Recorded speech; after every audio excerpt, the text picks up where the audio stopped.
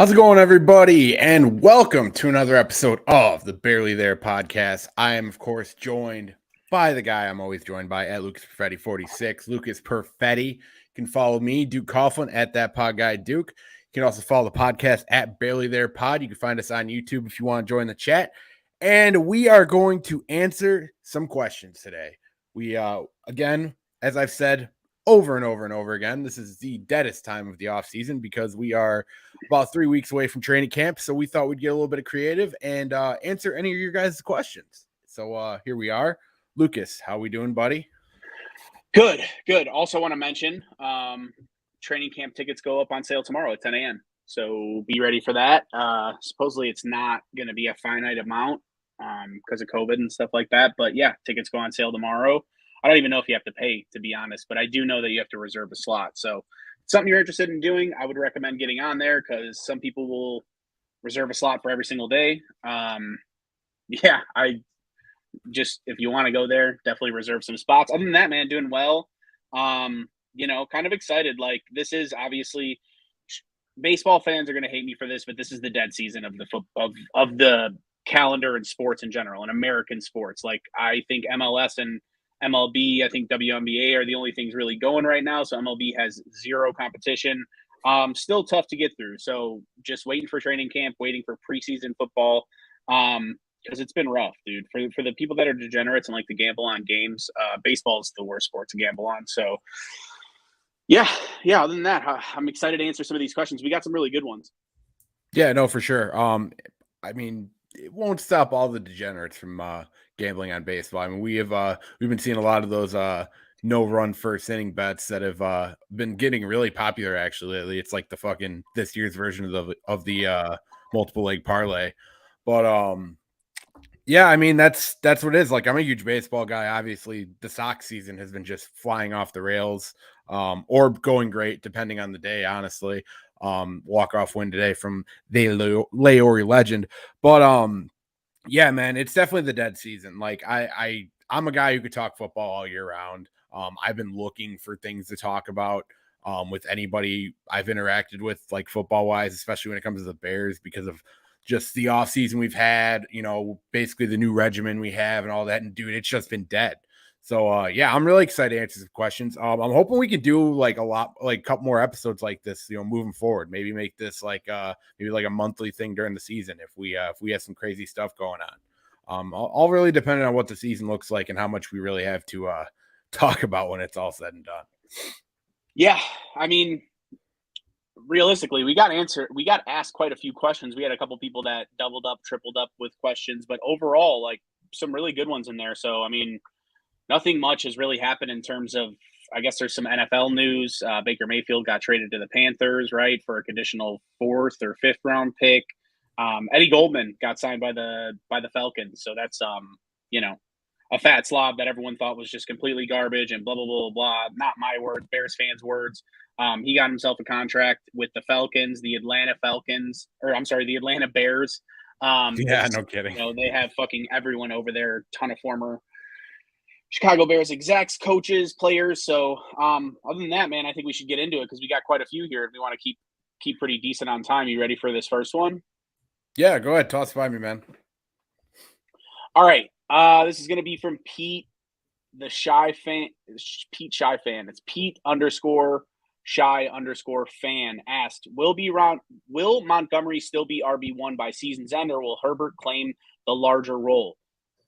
Will Kmet be using Getsy's system like Tonyan was in Green Bay? Assuming we get an average play from the offensive line in the top 14 to 17 range in Luke Getsy's offense, how many W's can the Bears get? So I guess let's start with that first one. Do you think David Montgomery will be the running back one by the end of the season? I think this is a fair question, even though we're Montgomery guys. Like, I do think this is a very fair question. Yeah, I think as long as he stays healthy, I think there's going to be no doubt personally. Just where David Montgomery is right now compared to Justin or Khalil Herbert. I don't know why I almost said Justin Herbert. Like where they're at right now, David Montgomery is a more complete package. Just on kind of knowing how to handle an NFL defense, being able to handle a full workload. the biggest thing people are forgetting about Khalil Herbert is he didn't see full workloads last season. You know what I mean? He got to come in fresh, and that was already after the offensive line had worn down the defensive line, or the other way around, however you want to look at the Bears offensive line last year. But it wasn't really setting the tone. That's a lot of what David Montgomery does. That's why David Montgomery is so valuable, is because he'll break tackles over the course of a game, get yards after contact, and it'll make people kind of think twice about tackling him. Whereas Khalil Herbert is kind of like that fresh set of legs that can run in there and pick up some yardage and hit that one cut through a open hole and get a burst. I think there is certainly a conversation for Khalil Herbert going into next season, all depending on what happens with David Montgomery's situation in the offseason. But yeah, dude, as long as Montgomery stays healthy, I could see like a 1,200-yard season for him if we really are as committed to running the football as Luke Getsy and Matt Eberflus have been discussing. So yeah, I don't think it's a doubt as long as health is a key. Yeah, I mean, if you're really looking at a team that say they want to be run heavy, then what is that? You get 55, 60 plays a game. If you're run heavy, you're going to be running like 35 to 40 times. Some of it's going to be Justin Fields. I think some will be Khalil Herbert. Don't forget, too, Darrington Evans came over. Like, he was a pretty good player that dealt with some injuries in Tennessee, and they had high expectations for him to spell Derrick Henry. So I could see him getting some work. Here's my thing, right? If we're judging based off the sample size, and Khalil Herbert is exactly as productive as he was from the first snap to the last snap, and he gets a full workload and the whole 9 yards. Like if we're going to transfer that over and say, yes, he's going to have that full workload, I could see him overtaking more of the rushing responsibilities. I heard it explained kind of like this, and I didn't hate this explanation in terms of the Getsy offense. A lot of people could see, or this person at least, I'm sorry, I'm not giving him credit, but they could see Herbert playing that Aaron Jones role, and Montgomery, just in terms of rushing, Montgomery playing that A.J. Dillon role. And I could see that kind of happening because I would like to have David Montgomery in short yardage more. I do think Khalil Herbert is a little bit more fast and out in space. So if they really are trying to run outside zone opposed to inside zone, I could see the carries kind of trending towards Herbert.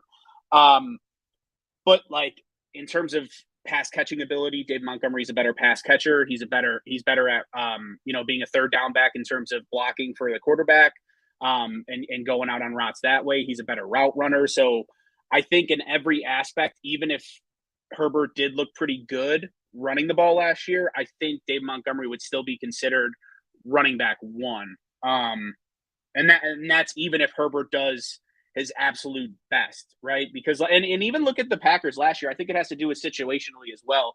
If it's a first down run in the first quarter, being outside zone, they're trying to get bigger chunk yards for sure. But if you're looking at like a team that for some reason, if the Bears are in the lead a little bit more, like why wouldn't Dave Montgomery be getting the ball, right? If you're looking for that short yardage, you're looking to just keep going 4 yards of carry.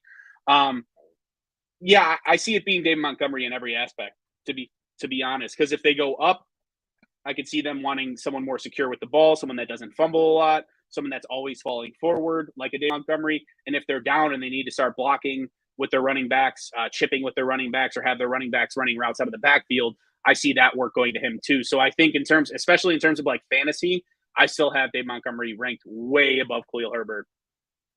Yeah, and I mean, until we see a full workload of Khalil Herbert, that's really where you have to stand. I feel like the box score guys are going to be looking at like the average yards per carry, which I understand that argument because Khalil had 4.2 compared to Montgomery's 3.8. But when you look at workload comparison, Khalil Herbert only had just a little over 100 carries compared to David Montgomery, who had double that and had basically double the production at the same time. So we kind of went over this last week too. Like every carry where there was a loaded box and it was 3rd and 1 or 4th and 1, those were all Dave Montgomery. So you're taking away from the yards right there. Average yards per carry. Yeah, but that and kind of like what I said in my original answer, like that's not to say that this can change next offseason depending on how the contract situation with David Montgomery goes. Because I really like Khalil Herbert. I think he is a very high upside prospect. I have a buddy who like really is driving the point home about how he thinks he's like kind of a poor man's Clinton Portis at this point, like stage in his career, where kind of Ooh. like he has like kind of like, oh, he's good at everything. He's not great at anything, but he's good at everything, if you know what I mean. Like he has that kind of ability. The one cut is, I think, the biggest comparison, and he doesn't fumble. So that's really it's going to be a good 1-2 punch. I think they're both going to be used. I think David Montgomery's still going to be used more. But if Khalil Herbert has a breakout type season, that could make things interesting going into next season, especially with a potential Roquan Smith extension coming up, potentially us spending big in free agency next season. We could try to save some cap by just sticking with the guy who's sitting on a rookie deal, and that's just reality. That's just business, and Dave Montgomery deserves to get paid what he's worth at the same time. So, yeah, the answer to that question could change next season, but I think, as I've said before, if Dave Montgomery stays healthy, plays all 17 games, it's going to be his job to lose. Yeah, and there's a couple things you said that I want to comment on, but they have to do with other questions like the salary cap, etc. And to be honest, Pete, I could see it being where, like, if you look at the Bears carries at the end of a game, Herbert gets 14, Montgomery gets 13, and Fields gets 4 or something like that. But then if you go and look at the snap percentages, I guarantee you it'll be like a 70 to 30 split between Montgomery and Herbert. So getting the most carries versus being on the field more is also a different question. But let's roll into this next one. Will Cole Kmet be used in Getsy's system like Tonyan was in Green Bay? I actually listened to, what was it, the Bears podcast with Jeff Joniak, and I think it's called Bears All Access or something like that. And Jim Miller was on there, and he said Cole Kmet has every tool to be an elite, not a good, not a great, an elite tight end. And he said, he's like, there's no reason with Cole Kmet's size, his catch radius, all of those things, he could easily be playing a Travis Kelce role and moved out into the slot and getting a ton of targets. Or if they need him more on the offensive line, he could see him in that Tonyan role. So his exact like comparison was like, I think he can do both. I think he's going to play that Tonyan role. He's like, I think he's going to be on the field 95% of the time. I truly believe, like, if this offense takes a step, Mooney has to at least stay the same or do better, and Cole Kmet has to take a huge step in terms of production. Otherwise, I don't think this offense, like, he's the number one wild card where you look at him, it's like pretty high draft status, especially for a tight end, not an elite draft status like a Kyle Pitts or an Njoku or an OJ Howard, but definitely like really high up there in the first half of the second round. I don't think a tight end this year went until like the third or fourth round. So you look at how a lot of tight ends develop, and then you think too, it usually takes 2 to 3 years to develop a tight end for them to start getting significant production. You think about him getting held down in the red zone and really just not being utilized properly under Nagy. And it's like, he is the one guy that is clearly, like, on paper due for a big increase in production. And the Bears need it. That's the biggest wild card, in my opinion, that everyone's looking past when you look at the weapons and everything like that. Like, no one's really considering Cole Kmet, and they shouldn't be in terms of a national audience, because he hasn't done anything to gain or to garner the attention of the national media. So I think you're going to see him all over the field, man. I think you're going to see him broken out in the slot. I think you're going to see him in line, especially if they're going to be running a lot of outside zone and a lot of like 12 personnel or 22 personnel. You're going to see him on the field a lot, in my opinion. Yeah, and I think really the biggest thing that kind of I guess to answer your question here, I don't think it's going to be the Rob Tonyan role, because I kind of agree with Jim Miller. I don't know necessarily how much we're going to see Cole Kmet in the slot, but I think we're going to see him regardless of where we are in the field, and that's something we didn't see in the Matt Nagy offense. Unfortunately, for whatever reason, and I don't want to jump too hard into the Matt Nagy conversation, but Cole Kmet was just not utilized in the red zone, which doesn't make a whole lot of sense considering his size, considering his ability to kind of body defenders to get the ball in front of him. He reminds me a lot of like a young Jason Witten. And I know like the first thought in everyone's head, like when you think of Jason Witten, is like, slow white guy. Like, if we're being totally honest, Yeah. he's just a fucking bruiser in the middle of the field. But honestly, dude, Witten early on in his career had quite a bit of athleticism. And that's really what kind of got him on the radar to be drafted where he was. Cause dude, he was an absolute monster down in Tennessee. Tennessee, where he went to college. I just wanted to clear that up. I know he played in Dallas. But yeah, dude, I really think Cole can be used anywhere on the field. And that's going to be the biggest difference. Like, he's going to be used as a safety valve for Justin Fields, which in a lot of ways he was used like that last year, almost just by being forced to football by Justin Fields. It didn't really matter where the game plan was with Cole Kmet last year. Justin Fields was forcing him the football. He had more targets last season than Allen Robinson. Like, that says something. He had the second most catches on the team. Yeah, he was second in yards too. Obviously, those touchdowns weren't there, but there was no situation really within the 20-yard line where Cole Kmet was being utilized. He'd help you get down the field.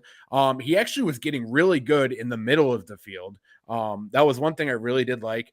And he's just good at getting in front of defenders. And, despite what anyone says, an old Twitter account specifically I can think of about the whole he can't get separation argument, he actually gets separation at a rate right up there with some of the best tight ends in football. So, like, everything is pointing in the direction that Cole Kmet can go off. Now, I know what everyone's already thinking, and, maybe you're thinking this as well. Yeah, the drops. Yeah, that's fair.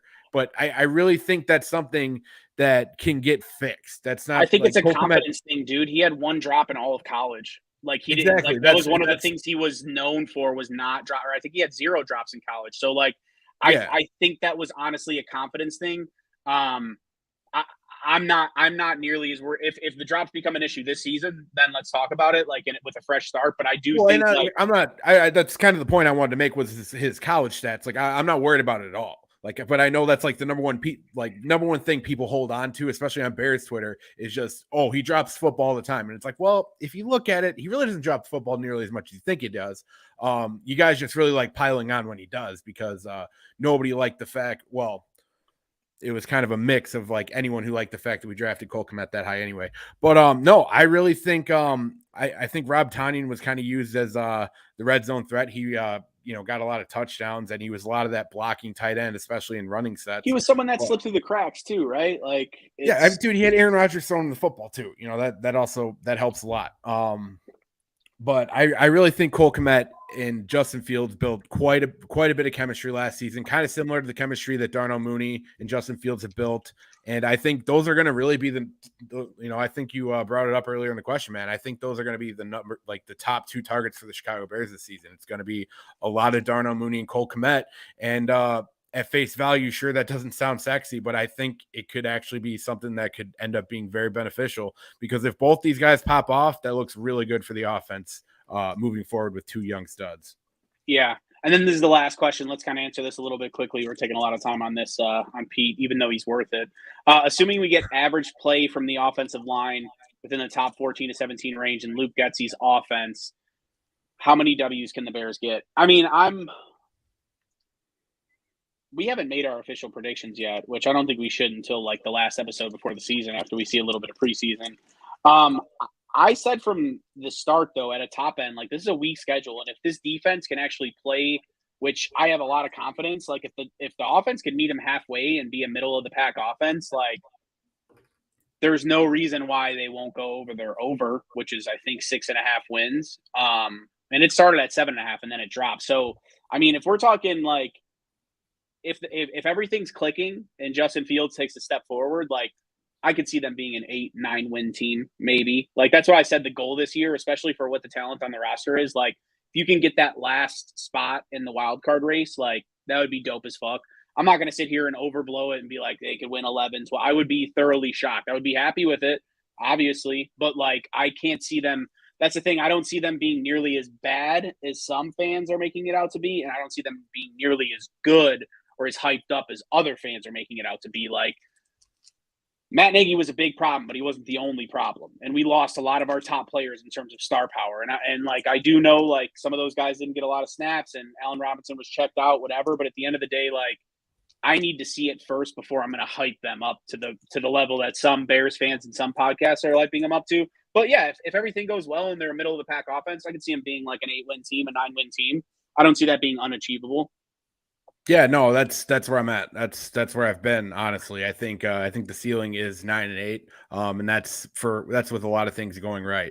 I don't buy that we're gonna hit the under on 6.5. Like I don't. I think Especially even if if this team turns the ball over a lot, dude. Like that's the number one emphasis in the offseason. Like if they're getting a lot of turnovers, like 2018 was a shock to everyone too. You know what I mean? There's a yeah, lot. like I'm not gonna sit here and try to say that like we're gonna pop off or anything like that. But like I think just hovering above 500, dude, even 8-9, I'd be really happy with an 8-9 season just based on the fact that this is a new regimen.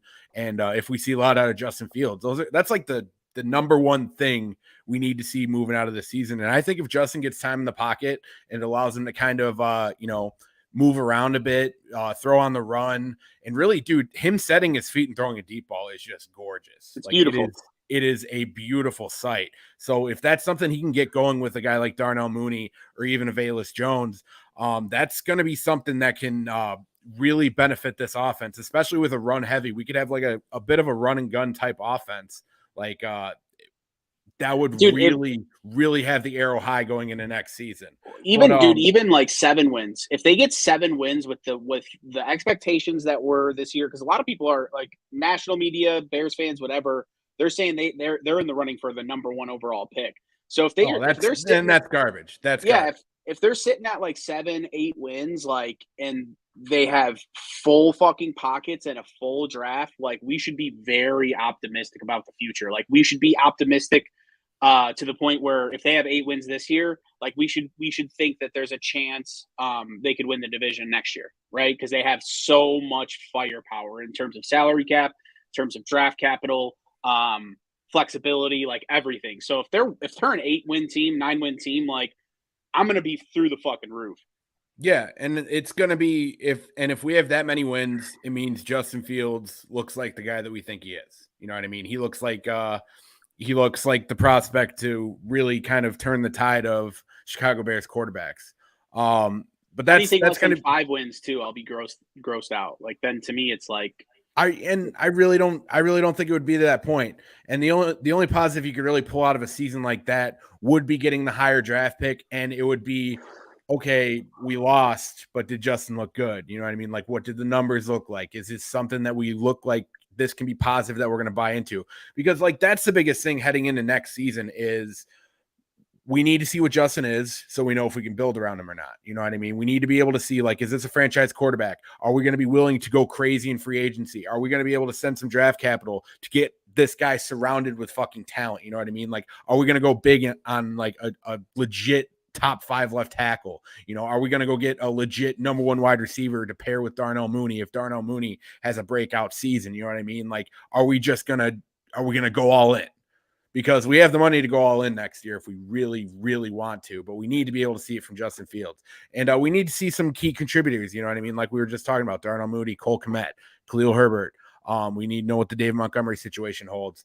There's a lot of young talent on defense we need to see pan out as well. So yeah, no, I think with an offensive line that gives us time and lets us run the football effectively, like, dude, if we can average like 4.2, 4.3 yards per carry on the ground, and then kind of get the passing game going through the air, then yeah, I'm really excited heading into next season.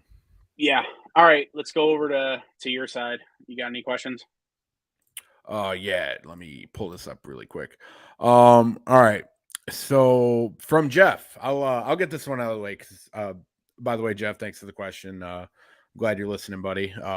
Really, really good follow by the way, Jeff Bartlett 85. Who gets the franchise tag after the 2022 season? Dave Montgomery or Roquan Smith? I don't think they use it on Montgomery. It's a much higher likelihood if they can't get a deal done with Roquan, then it goes to Roquan. But I think they do get a deal done.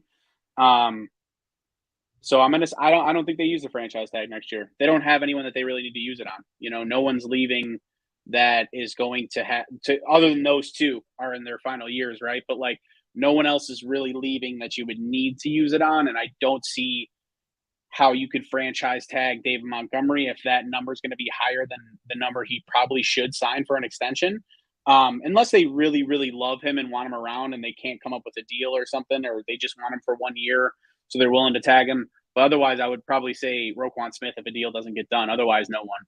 Yeah, no, I'm in the same boat. I don't think anyone gets tagged. I think we get a deal done with Roquan Before the season starts, I'll make a bold prediction. I'll say we get ink on paper before the season even starts with Roquan.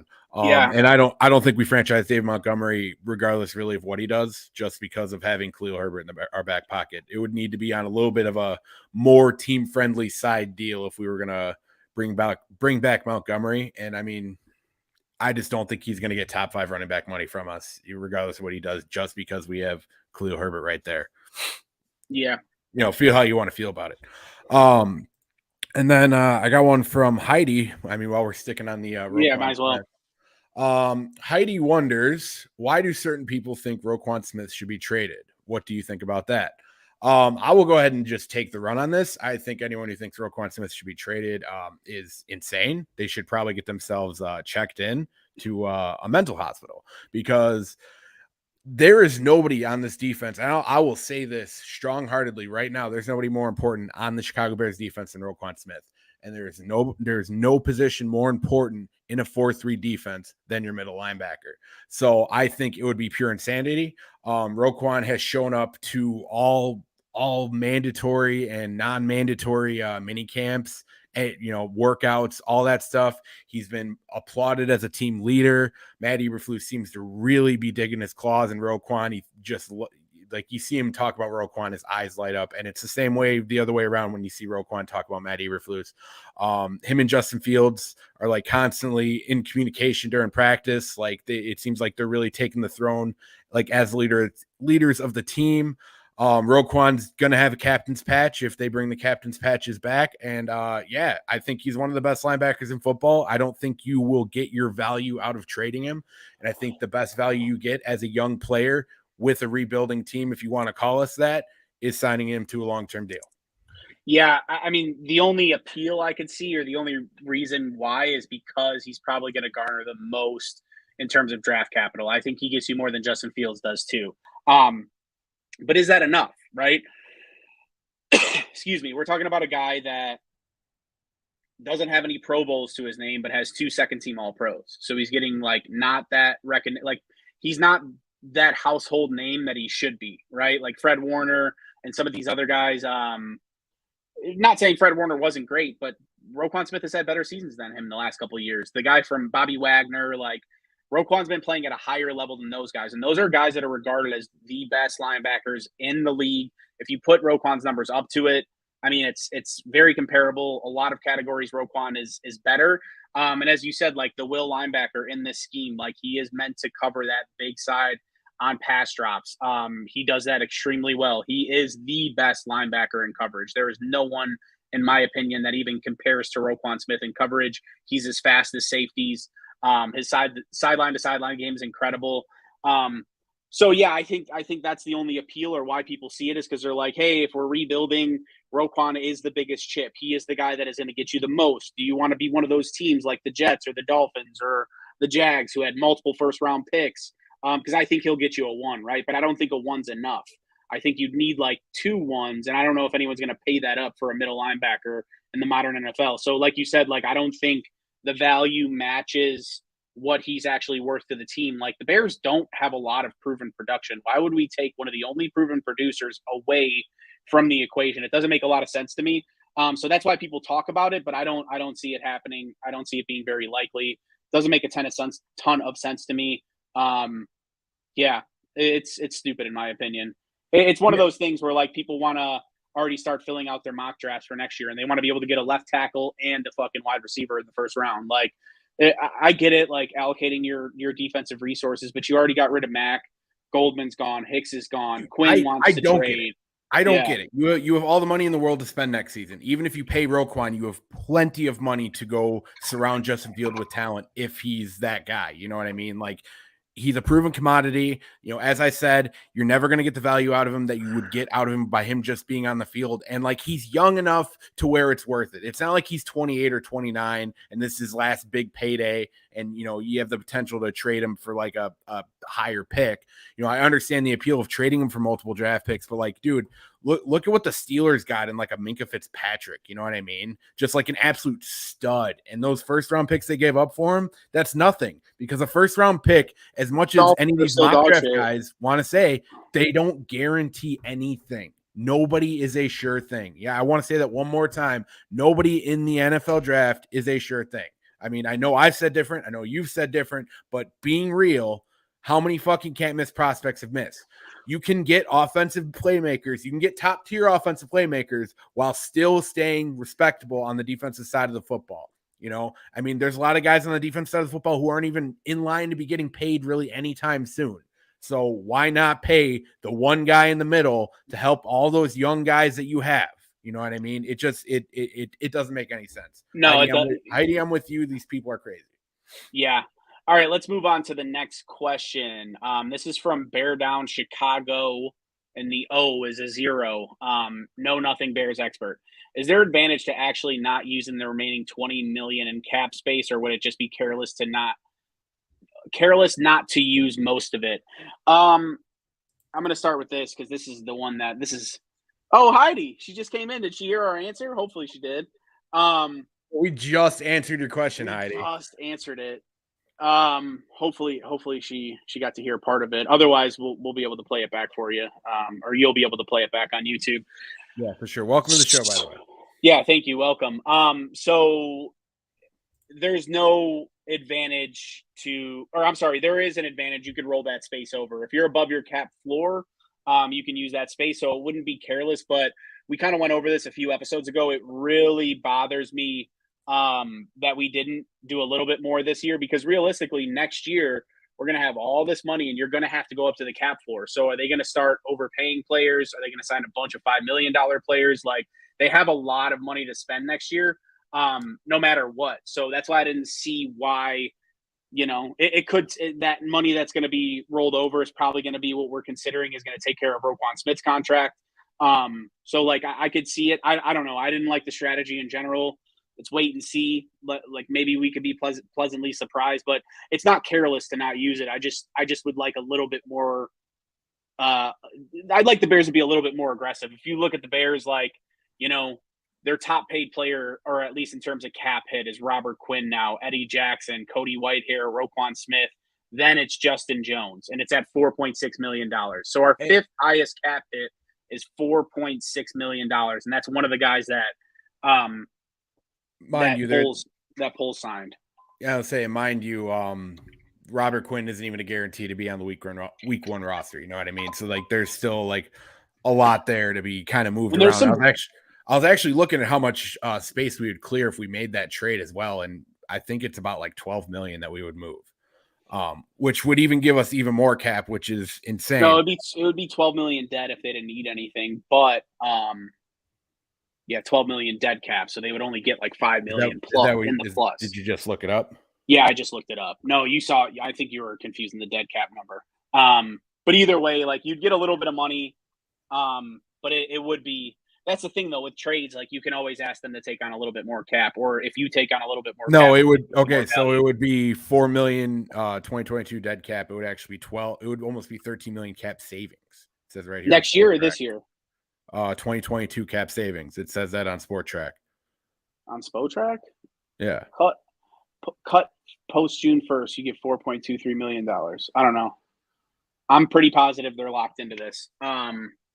That's my ruling. Either way, we'll be back. We'll tweet about it. But let's get to the next question, eh? Or do you want to talk about that? I didn't even get to answer this question. I'm sorry, that's my fault. Jagbag.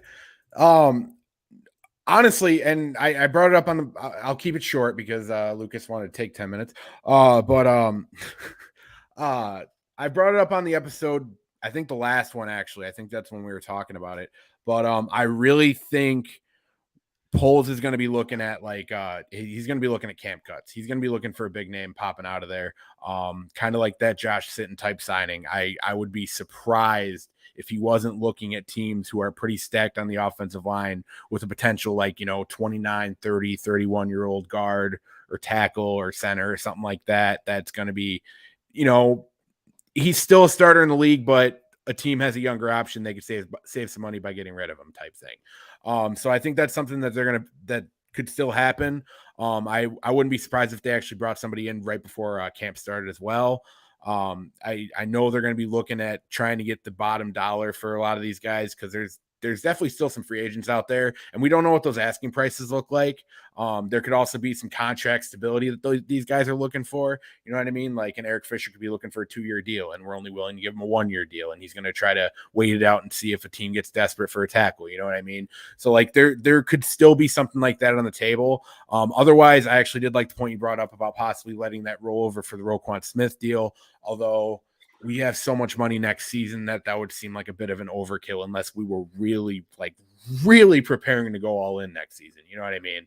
Well, and that's the thing, though. You wouldn't have to go all the way all in. It would seem like you're going all in because you're getting yourself to the cap floor, which is necessary, but you'd still have another offseason to go. So it's not like I hate it, but I prefer your solution, right? Like someone getting cut and the Bears picking him up and give him a little bit of money because it's just bare on that O-line, man. You know, we don't have to get all the way back into it. But yeah, no, for sure. That's but that's my ideal situation would be that's what they're paying attention to. Yeah. Should we get to the we don't know where Miles Leonard is, but do you want to get to Sean's question? Yeah, let me Myers Leonard. Let me get to this thread. This thread's it's gonna be a couple twists and turns, but I'll get to the question. I think we should just do the Phillips around thing. Just one. Where do the Bears rank? No, that's what I was planning on. Here, I got it right here. Okay, so Sean asks, what the fuck? Sean asks, I get Phillips is around till the deal's done, which I'm assuming he's referring to the Arlington Heights deal, the new stadium. But the deal could get done still after hiring the new prez. Where do the Bears rank in front office pay? I think I think Sean's concerned with how much a guy like Ted Phillips gets paid. I can't speak for Lucas. I tried doing some research on where the Bears rank with what they're paying their executives and whatnot. I fell on a lot of dead ends. It doesn't necessarily surprise me considering how secretive they've been about like how much Ryan Pace got paid, how much Matt Nagy got paid, whether or not they got extensions. Like that was stuff that George really didn't want to speak on. And I mean, weird fact, if you really want to put the tinfoil hat on, I've talked with Lucas about this in the past, but like you can't even find George McCaskey's age online. Like that is strange. Oh fuck, here we go. You know what I mean? Like they're like the Bears are insanely secretive. George in particular is very secretive. Like there's not a lot of information you can really find on that. So it doesn't really surprise me you can't find finances. But dude, look at how long Ted Phillips has been around. Like he's tied to the hip.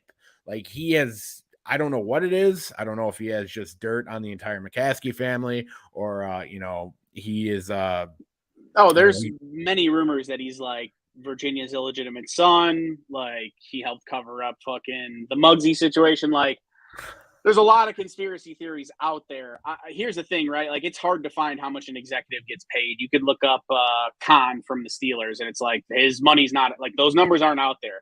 What I can tell you is that most GMs make between $1 and $3 million, which is a lot less than head coaches. And Ryan Pace was extremely coveted when he came out. So like without knowing the contracts, like I think they paid them somewhere here. I'm just going to go off on a limb and say that Sean was insinuating that the Bears are, because obviously everyone wants to get rid of Phillips. Phillips seems like the guy that controls some of the football decisions, or at least that's how it was before. Phillips doesn't allow whoever the GM is or whatever to spend money. I think that was a huge thing, especially in the McCaskey era, the Michael McCaskey era, where like, you know, they weren't paying players enough and stuff like that. Here's what I can tell you from the information I have. When Matt Nagy was signed as the head coach, he was making $6.5 to $7 million a year. It's not like guaranteed that that's the exact number, but that's when they reported his contract, they reported it 4 years, and that's what it broke down to. At the time he signed his contract, he was making as much money as someone like a John Harbaugh, a Mike McCarthy, stuff like that. So they paid him within a top 10 coach's salary, never having any experience. I think that when the reign was switched over to George, they started spending money and kind of got rid of that stereotype, if that makes sense. I do think that they spend a lot of money, and I think they spend it carelessly. We saw that they renovated all of Hallis Hall. It looks like a fucking like a Big Ten or an SEC type of college campus, weight room, and all that stuff. Like It it's is all beautiful though. top of the line. Like you see when players walk in there, they're like, holy shit. Like we're talking about players coming from different teams, different NFL franchises. So I wouldn't call them cheap. I would say that the way they spend money is idiotic. And just looking at how Ryan Pace operated, they were in salary cap trouble from the time they went all in 2018 till 2021. They were pressed against the cap. They were eating dead money. So yeah, that's fine. That comes off the salary cap, but the Bears still pay that money out. Like I don't think that they're a cheap organization at this time. I just think that they're fucking idiotic for the most part. Yeah, no, I'm right on board with that. I think George tries throwing money at issues and hoping that they'll solve themselves. I mean, dude, you look at the roster, you look at how much they paid a guy like Khalil Mack, you look at how much money they went out to spend on Allen Robinson coming off of what ACL injury. Like they were willing to spend money and take shots on people. Like, dude, even the extensions, like for like Charles Leno, Bobby Massey, like there is a lot of examples of the Chicago Bears like not being cheap in that sense. And you know, whether or not that bothers a penny pincher like Ted Phillips, who's really been with the organization through, you know, penny pinching Definitely and money. coming out of his fucking prosciutto fund, no doubt about that. Oh, dude, 100%. Like the amount of boar's head getting delivered to Hallis Hall has gone down astronomically. Like, dude, George and Ted are having like arguments about who ate the smoked turkey, like 100%. Like, there's no doubt. But like that's I wouldn't say they're cheap. And dude, come on, Ted Phillips has to be raking in something. Like he has to be making money. He's made generational wealth from the Chicago Bears throughout his entire career. Whether he's still getting paid that or not, I don't think it really even matters at this point, just because I guarantee his bank account's looking pretty heavy. But I would say, yeah, the Bears would kind of rank on the higher side. Kind of look at like similarly, like maybe on like a less extreme degree, like Washington, like with Dan Snyder. Like how Dan Snyder just kind of throws money at like players and coaches and thinks like, oh yeah, it'll all magically solve itself. And then you look at just the absolute nightmare of the last 20 years of the Washington football team. I will say, like, they gave extensions to Pace and Nagy and stuff like that, I believe, to get them into 2021. And I do think maybe money has to come into play, especially with the Arlington Heights acquisition recently, like had something to do with them not cutting those guys loose early. I'm not 100% sure though, right? Like I can't answer that, but in terms of like how they spend for acquiring players and stuff, like just look across the city or a couple miles away at the Sox and the Bulls. Like the Bulls just handed out their first $100 million contract in the NBA. You know how fucking absurd that is that it took this long?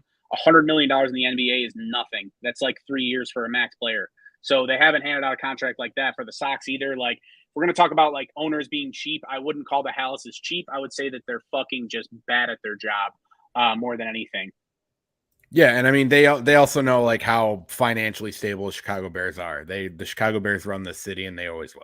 I mean, they're planning on getting no funding from the city of Chicago and finding a way to build an entire stadium. So, and I mean, it kind of gets you excited though, because we were just talking about Hallis Hall. Obviously, fucking, it would suck not having the Bears in Chicago because, you know, it's just always cliche not to have like the name of the team in the city. But like, dude, Arlington Heights, they're not gonna spare any expense. Like it's going to be state of the art. I've gotten over the whole moving from Soldier Field. Like the idea of Final Fours in Chicago and having like, you know, Super Bowls in Chicago, shit like that to me, it's irreplaceable. Like I'm okay with it, them moving out of Soldier Field. I was really against it until like the news finally came, and the more I think about it, the more I'm like, yeah, dude, Soldier Field does kind of suck. Like unless you get good seats, it's a straight up. If you're trying to sit in the nosebleeds, like you are going straight up. I'm surprised people haven't broken their fucking neck coming down those stairs at the top level.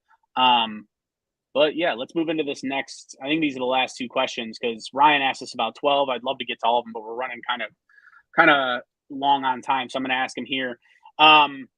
Which former Chicago Bear would you most like to have on your podcast, and why? And a former Bear in the last 20 years that you'd love to see come back and play in their prime with the 2022 Bears. I'll defer to you first, dude.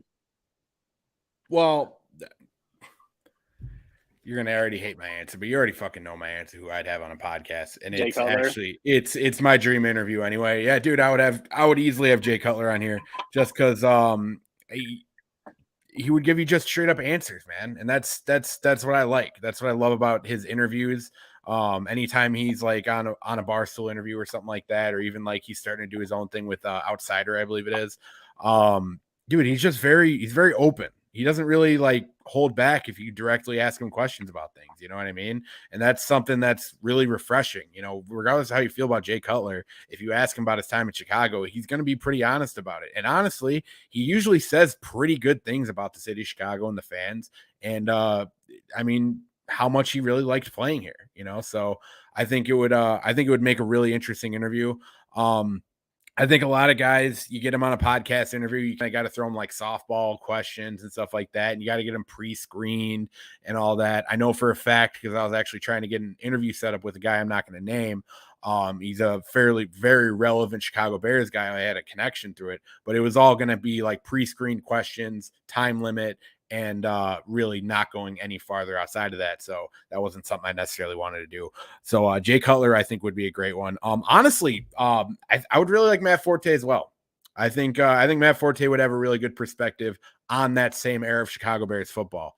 And I guess an honorable mention, if I'll toss a third one, I won't go on it too far, but Thomas Jones. I think Thomas Jones would also be good. That's another great era of Chicago Bears football. That's a good one, and I'm sure with his acting experience, he could hold up on a mic.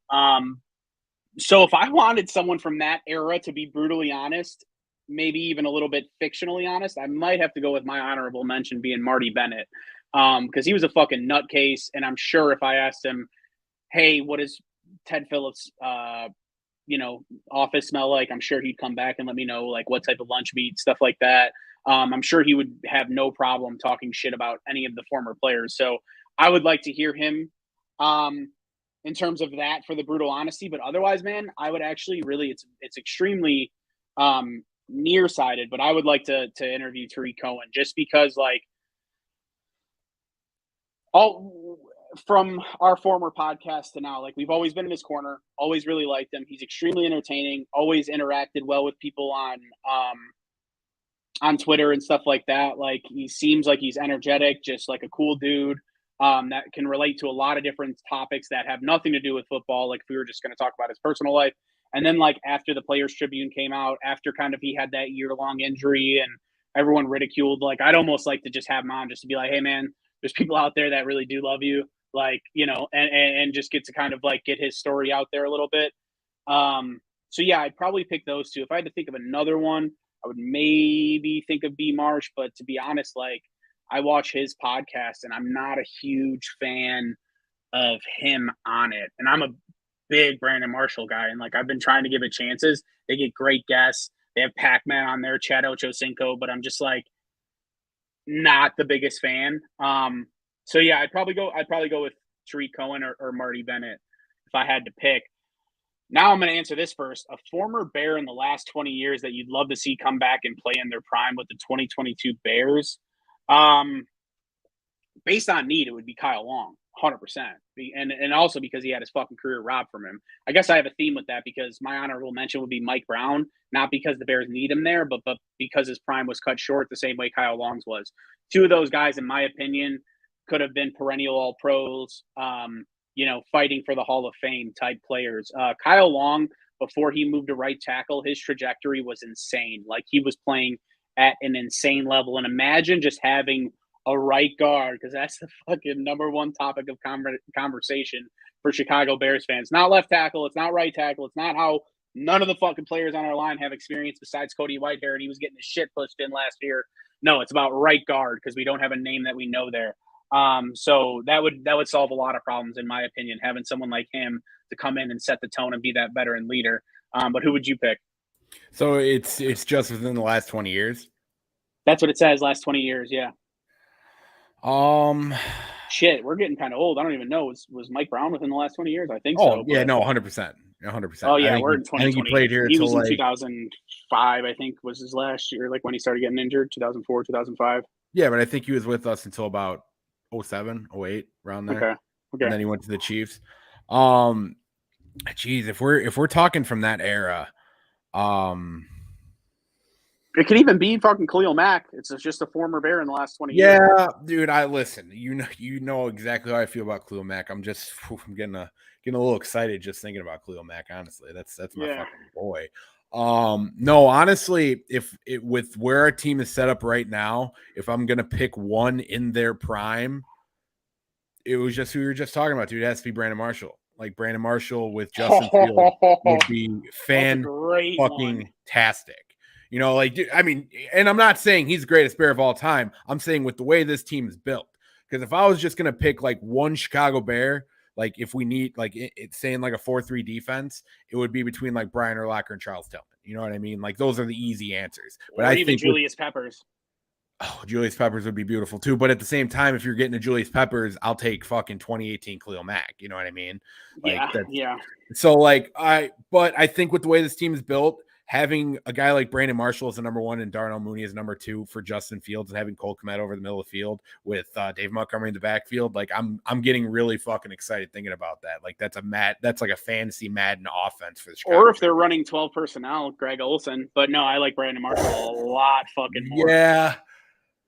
I really like Cole Kmet. I'm not going to put Cole Kmet on the Greg Olsen pedestal, but I will say after Darnell Mooney, as much as we love Velus Jones and Velus Jones is the best Jones in the NFL, and don't you ever fucking forget it, it's a drop off after Darnell Mooney. Let's just be honest. You know what I mean? Cole Kmet, I think, can really fucking break out this year. Yeah. All right. Yeah. Greg Olsen, dude, I like Marshall a lot. That's a great pick. Especially with Justin Fields, how he could just huck the ball. Like, dude, anytime it's single covered, it's a 90-10 ball. Like Brandon Marshall was one of the best jump ball players in the game, not just whatever. Like you could put him up there with Calvin Johnson. In his prime, 1,500 yards and 10 touchdowns with Justin Fields. Oh, easy. He did that with Jay Cutler. Come on, man. Yeah, 100%. All right, give me another one of these Ryan's questions because Ryan's got a couple good ones. Well, that's kind of all we got. Unless you want to say. This is another good one too. What stadium, not Soldier, would you most like to go and see the Bears play? It wouldn't be for the stadium; it would be for the tailgate. Bills. I was actually just telling my girlfriend that I was like, I would love to go to a Bills tailgate. A lot of star power on that team too. So you'd watch the Bears get their dick slapped if it was this year, but yeah, I feel like the generic answer would always be like SoFi or like one of like the brand new fucking domes or something like that. But geez, I guess if one really stuck out to me, I'd like to go see a game at the Brown Stadium too. I like the stadiums with history more than the new ones. You know, like it would be dope to go see one in LA or go see one in Vegas or whatever, like these new stadiums for sure. But like there's a different type of feel when you go into a Browns game or when you go into a Bills game. Like the whole atmosphere to me is way better than the stadium itself. You go to a game at SoFi, there's like 7 Rams fans and the rest are just fucking models and rich dudes. All right, you know what? You might bitch at me for this one, but honestly, dude, give me like a December game at Gillette Stadium. Oh, that's a great pick. Because like, dude, there's just like even though Tom's not playing there anymore, like there is just so much of that like in that stadium that has happened in that stadium that's just like fucking legendary. You know what I mean? The Tuck rule happened there. Like they've clinched the shot to go to the Super Bowl. Like in the chance to see like Belichick live in person in like a winter game, like, man, I'm sorry. Like that would be, as a football fan, that would get me like really fucking stoked. No, as far as the newer especially with the snow coming down, like, you know, yeah, as far as the newer stadiums go, like I understand like SoFi is like what everyone loves, but I think Vegas would be fucking great. Fuck yeah, dude. Like that entire setup with like starting the torch and like I love that Raiders song. Yeah, like dude, my hair would be sticking up through my fucking chest. You know what I mean? Yeah. I mean it already does, but fucking this guy will wear a button down and only button the bottom 2 buttons. But I think that's kind of all we have time for, right? We're running on close to an hour. Yeah. No, I mean, dude, I love this pod. Like if I could speak to you guys for giving us these questions, thank you. Thank you. Yeah, for real. Not only does it very much. Yeah, not only does it give us like something to talk about, like in this point in the off season, but like, dude, me and Lucas can just talk football all day. Like if we wanted to, we could probably just go 3 hours just with just bullshit. You know what I mean? Just like talking about like Drew Brees' fucking passer rating in 2004. Even if know you what I drop mean? us a DM or just like tweet at us, like I always answer. I'm never one of those guys that like, oh wow, fucking this random nobody like tweeted at me. You know what I mean? Like that's loser behavior in my opinion. Like I don't care if you have 7 followers. If you ask me a legit question and tweet at me, I'll answer it, no doubt. Yeah, no, 100%. And like, if you ever want to ask a question on the show, like, you can pop in the live chat by going on YouTube and shit like that. Like, dude, Sean, I want to thank you for your question, by the way. If you made it this far, if you ever even listened, I want to thank you. Like, dude, ask us anytime. Sean wasn't following me. I don't know if he was following you, Lucas, and he was not following the show. And he still found a way to ask us a question. So like we have no problem with that. You know what I mean? Like, I don't know where Myers Leonard is. I can't answer that for I you. just can't give you that answer, brother. Like I can. He has an Instagram, man. Go follow him over there. You might be able to figure it out. I would assume he's just living a normal life. You know, maybe he's an accountant or a banker or something. Like, I'm not sure though. Yeah, but for sure, man. Like, if you're a Bears fan, you want to ask us a football question, we're gonna answer it. Like, and I'm always open with dude, I reply to like anybody on Twitter. Like, as long as you're not giving me some nonsense. And honestly, if you're giving me some nonsense, I might even humor you for a little bit. But like I'm not one of those guys to be like, ugh, who's this guy? You know what I mean? Just don't be like a faceless account saying like you're gonna like fucking kill me in my sleep or something stupid. You know what I mean? Yeah, we probably won't respond well to that. No, it has happened. It is Twitter. Oh my gosh! If only you saw some of the fucking DMs I've gotten. But anyway, that is a story for another day, and probably not on a live podcast. But yeah, you know, if you like what you listen to, we love doing this stuff. This kind of reminds me of when we did the live draft. Like, I just kind of let us free up a little bit and give some takes out there. Training camp's coming up. So once training camp hits, I know we've been doing kind of like the every 2 weeks thing. We're gonna see if we get any news next week or anything like that. We're kind of gonna go from there. But once we get about a week from training camp, we're gonna be going every week. You know, we're gonna be in here. We're gonna be giving you all the details. Me and Lucas are gonna try to get to a training camp practice or two, so we can give you the insight. I want to see a Justin Fields deep ball in person. Personally, I want to see what Cole Kmet goes into camp looking like, because I know he spent another offseason with tight end U. We're going to give you the whole scoop. We're really excited for football season. Yeah, the whole shindig, man. We're going to get down to some games. We'll tailgate. We're going to have a good football season, and I hope you follow us along for the ride. But be sure to subscribe to us on like Spotify, Apple, Anchor. I just found out, Lucas, like, I don't know how it works, but Anchor automatically actually gives us a Google Play account, so people actually can listen to us on Google Play. I don't recommend it. I really don't. But you know, if that's your thing. No, fuck Google Play. Yeah. All right, tell them where to find us, Duke.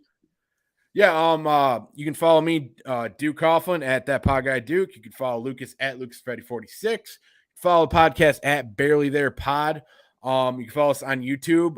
You just look up Barely There Podcast. You'll find us. I guarantee it. All you gotta do is find that paintbrush logo. And that's about all I got. Lucas, you got anything else, buddy? That's it, man. Bear down. Yep, bear down, buddy.